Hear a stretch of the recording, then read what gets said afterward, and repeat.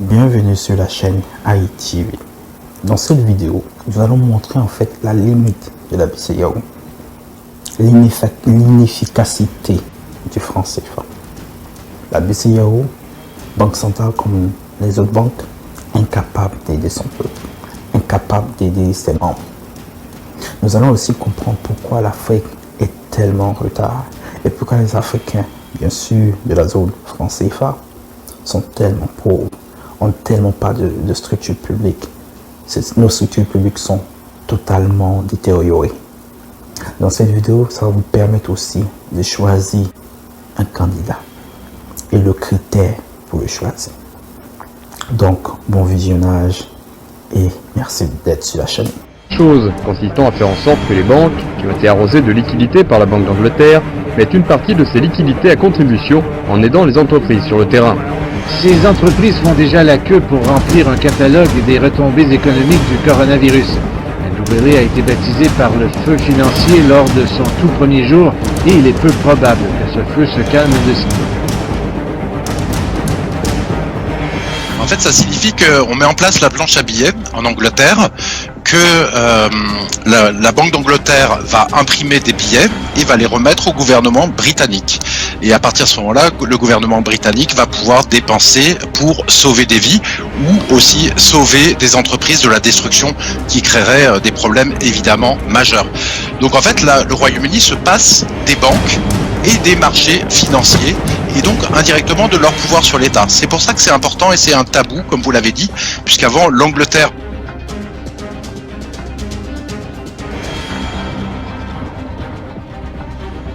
paraît pas très différent, mais il y a une différence fondamentale quand même. C'est le fait que dans un cas, on relance l'économie et toute la société par la finance. C'est le cas de l'Union européenne.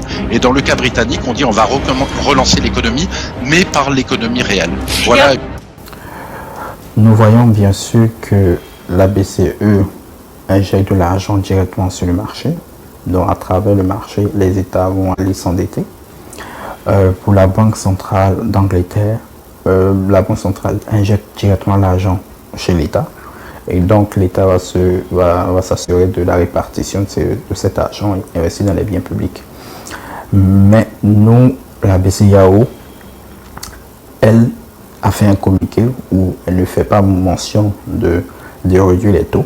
Le taux directeur, il ne bouge pas, il est toujours le même. Elle ne fait pas mention d'injecter de l'argent dans le système étatique des États pour permettre de combattre le Covid-19. Écoutons le communiqué. Fiduciaire au profit des paiements électroniques. La BCEAO rend gratuit les transferts nationaux entre particuliers, le règlement de factures via téléphonie mobile et les commerçants seront exemptés de commissions aux émetteurs de monnaie électronique.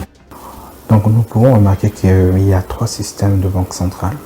Le premier système consiste à injecter de l'argent sur les marchés financiers. Le deuxième système consiste à injecter de l'argent directement vers l'État et l'État qui, lui, va injecter de l'argent vers la population ou encore investir dans le bien public. Et le troisième système, c'est celui de la BCEAO qui consiste à ne rien faire, qui a juste gardé une parité avec une monnaie.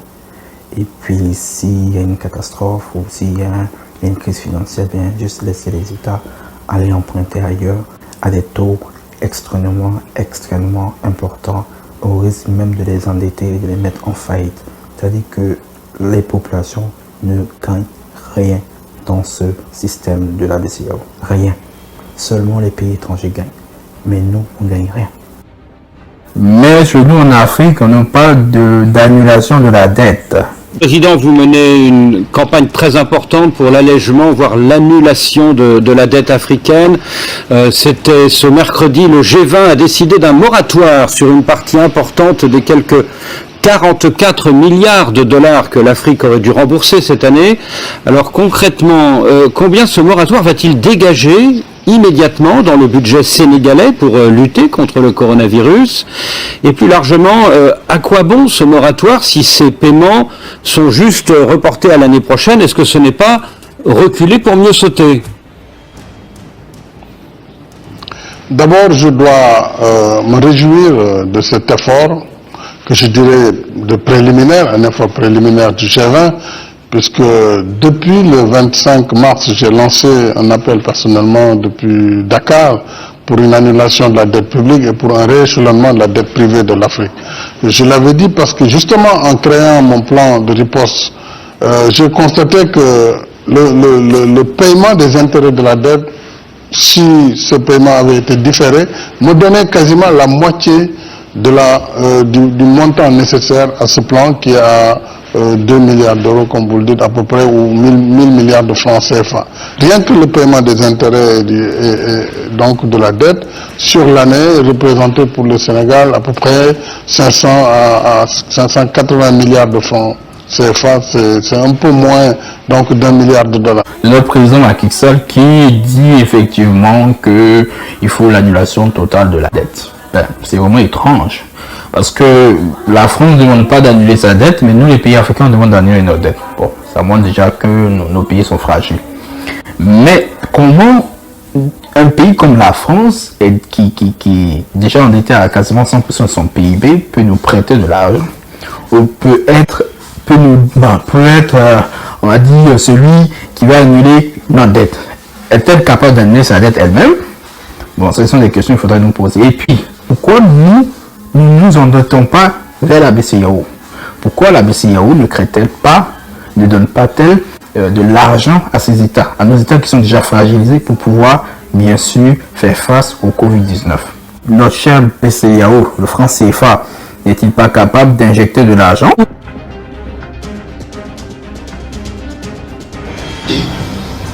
Mais pire encore, nous rationnons le crédit. Chaque année au mois de novembre, quand vous êtes à la BCEAO, vous faites ce qu'on appelle le programme monétaire. En quoi ça consiste?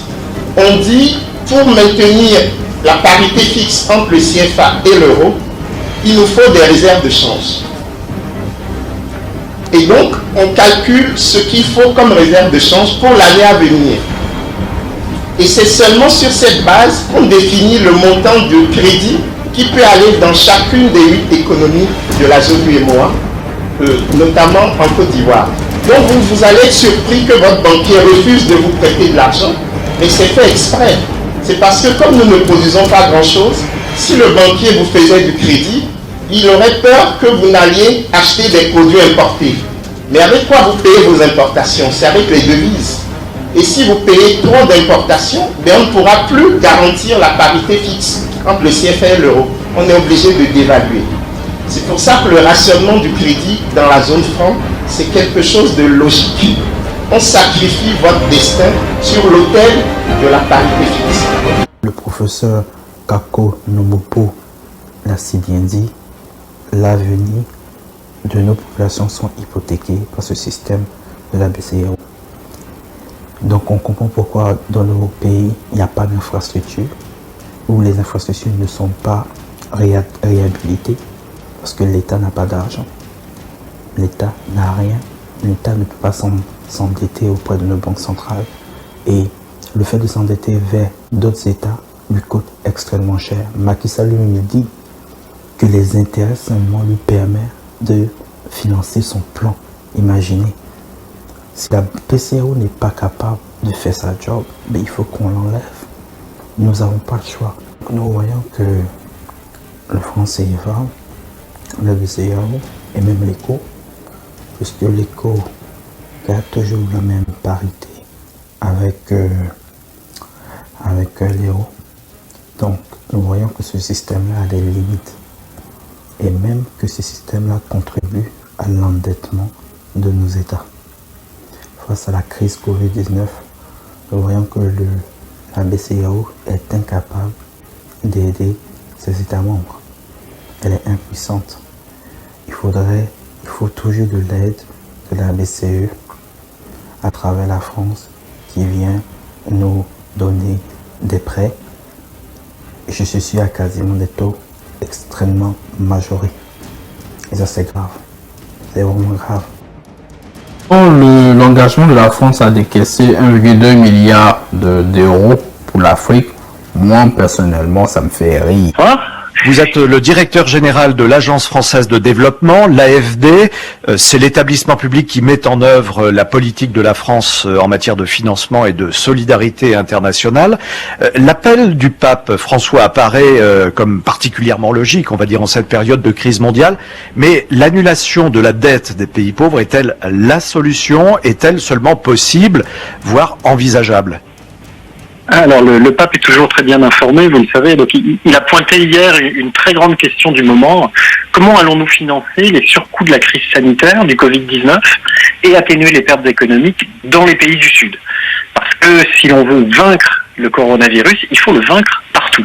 Alors, vous savez, en Europe, aux États-Unis, on a trouvé des premières réponses financières. Les banques centrales sont intervenues, les gouvernements, les banques de développement, BPI France, la Caisse des dépôts, chez nous, la KfW en Allemagne, elles ont réagi très vite pour éviter la catastrophe. Mais comment allons-nous faire pas toutes ces structures, en fait, c'est ça. Exactement. Comment allons-nous faire en Afrique? Comment allons-nous faire en Amérique latine? Comment allons-nous faire autour de la Méditerranée, hein, qui est une zone, je crois, qui doit nous inquiéter tout particulièrement? Comment financer les masques, les médicaments, les salaires des personnels de santé, redistribuer les biens alimentaires, éviter les faillites. Et donc évidemment une mesure sur la dette de ces pays, probablement pas une annulation, hein, mais plutôt une suspension, le temps de la crise des remboursements, peut être l'un des moyens d'y parvenir. Donc le président Macron, le ministre Bruno Le Maire y travaillent. Il y a une réunion du G20 très importante cette semaine. J'espère qu'on arrivera à une solution. Alors Rémi Rio, concrètement, justement, l'Agence française de développement que vous dirigez propose une alternative. L'opération s'appelle Covid-19 Santé en commun. De quoi s'agit-il? Expliquez-nous. Alors c'est pas une alternative, hein. Il va falloir qu'on se mobilise tous.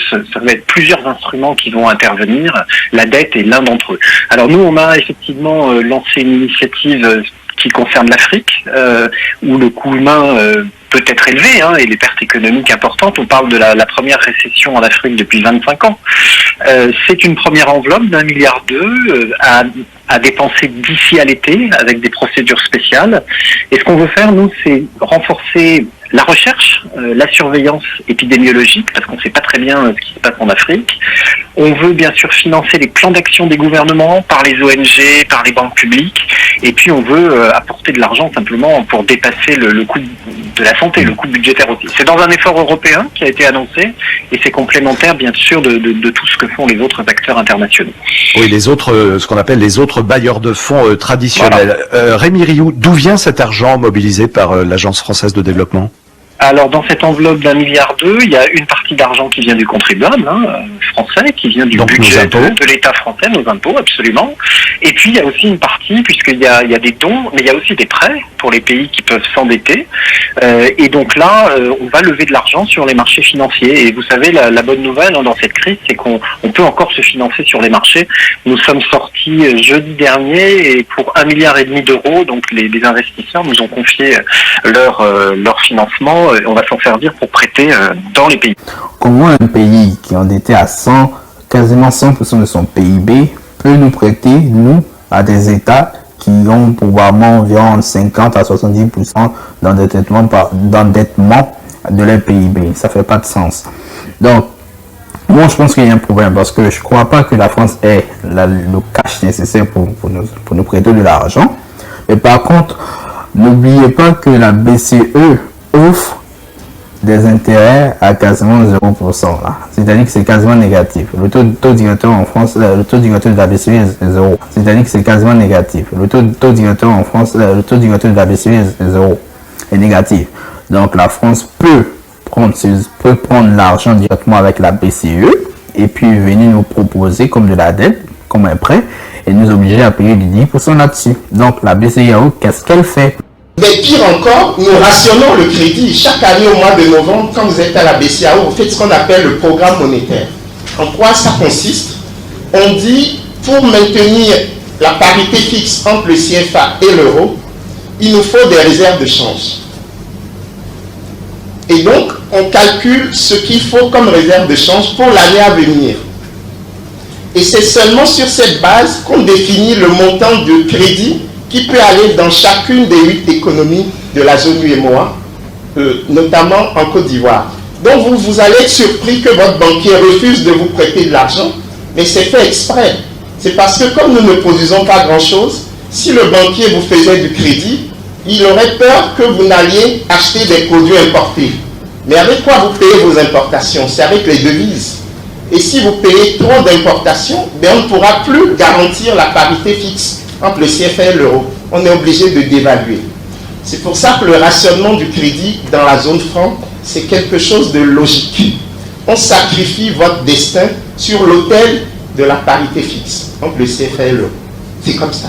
Première réaction de la plateforme d'ONG Dette et Développement, ces dettes ne sont pas annulées, du coup les remboursements attendus en 2020, eh bien, ils seront toujours dus en 2021, ils seront même majorés des intérêts accumulés sur la période, et la dette l'année prochaine, eh bien, elle sera d'autant plus insoutenable. C'est exact, mais nous étions face à une crise urgente. Tous les jours, il y a des gens qui meurent. Dans la phase aiguë du coronavirus, 2 jours d'attente, c'est un doublement du nombre total de morts. Donc, il y a un sentiment d'urgence depuis qu'on a commencé ce travail. On travaille vraiment d'arrache-pied. Donc, c'est clair qu'il s'agit d'un moratoire, mais ça nous laisse le temps de prendre des mesures plus permanentes. Et nos pays africains acceptent la dette de la France pour soi-disant X raisons, sachant que nous, il semblerait que nous ne sommes pas capables de payer nos dettes, nous devenons forcément des mauvais élèves. Et quand tu es un mauvais payeur, habituellement, ton taux d'intérêt est vraiment élevé, il peut aller jusqu'à 20%. Donc, moi, la question que je me pose, quelle est la garantie pour la France que les nouvelles dettes, ou on va dire la communauté internationale, que les nouvelles dettes qui seront offertes à l'Afrique vont être payés? Parce que si on n'est pas capable de payer celle-ci, qu'est-ce que pour qu'on va payer le reste? Donc forcément la garantie doit être vraiment énorme, ou le taux doit être vraiment énorme. Dans tous les cas, je pense que ça va être extrêmement compliqué pour l'Afrique si on continue avec ce phénomène de dette.